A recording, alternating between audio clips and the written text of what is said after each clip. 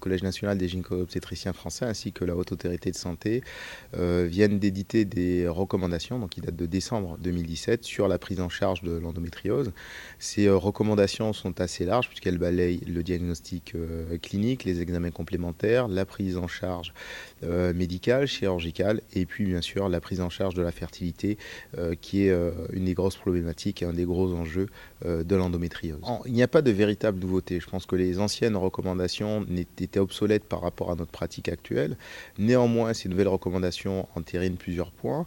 Le premier, c'est sur la nécessité d'avoir des réunions de concertation pluridisciplinaires auxquelles vont participer des médecins imageurs, des médecins spécialisés dans la procréation médicalement assistée, des chirurgiens, gynécologues, urologues, digestifs, des psychologues, des médecins de la douleur pour amener la meilleure prise en charge aux patientes. Et je crois qu'aujourd'hui, traiter de l'endométriose seul dans son coin n'est plus une option possible et qu'on doit se réunir pour parler des dossiers. Ça, c'est un premier point.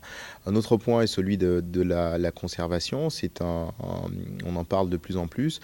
Pour des patientes qui ont par exemple une douleur importante qui va nécessiter une chirurgie mais qui n'ont pas de désir de grossesse immédiat, parler et pouvoir leur permettre d'avoir accès à une conservation de leurs ovocytes avant la chirurgie en vue d'une grossesse 10 ans après, c'est aussi un point qu'il faudra aborder avec les patients. Ce qu'il faut retenir, parce que c'est vrai que c'est un sujet, l'endométriose est un sujet d'actualité hautement à la mode entre guillemets, néanmoins je pense qu'il faut continuer le dépistage, c'est-à-dire qu'une patiente continue à marteler le message « j'ai mal » pendant les règles, ce n'est pas quelque chose de normal et il faut continuer à consulter, donc avoir accès à un dépistage, ça c'est le premier point.